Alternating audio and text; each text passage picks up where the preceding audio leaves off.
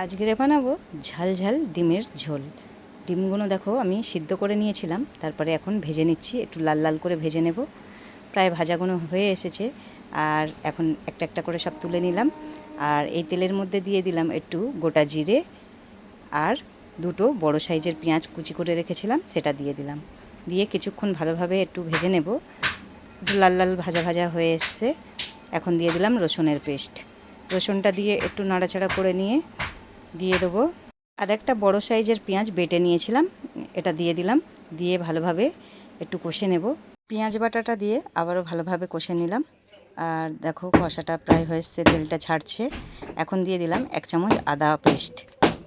কিছুক্ষণ কষে নিলাম, নিয়ে লবণ দিয়ে দিলাম স্বাদ অনুযায়ী, হলুদের গুঁড়ো দিলাম, দিয়ে দিলাম জিরে ধনে আর গোলমরিচ একসাথে গুঁড়ো করা ছিল সেটা দিয়ে দিলাম 1 চামচ। সব কিছু দিয়ে ভালোভাবে কষতে থাকলাম।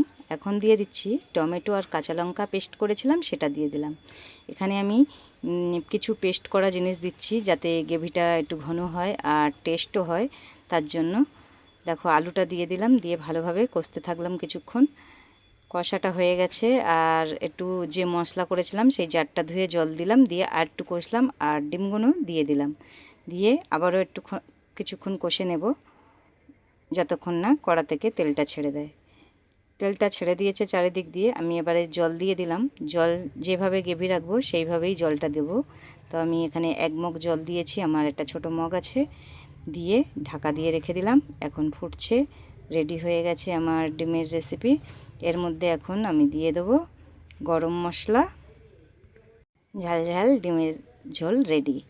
এখন দিয়ে দিচ্ছি গরম মশলা। আবার একটা নেক্সট ভিডিও নিয়ে চলে আসবো সবার সামনে। এখনকার মতন সবাইকে টাটা।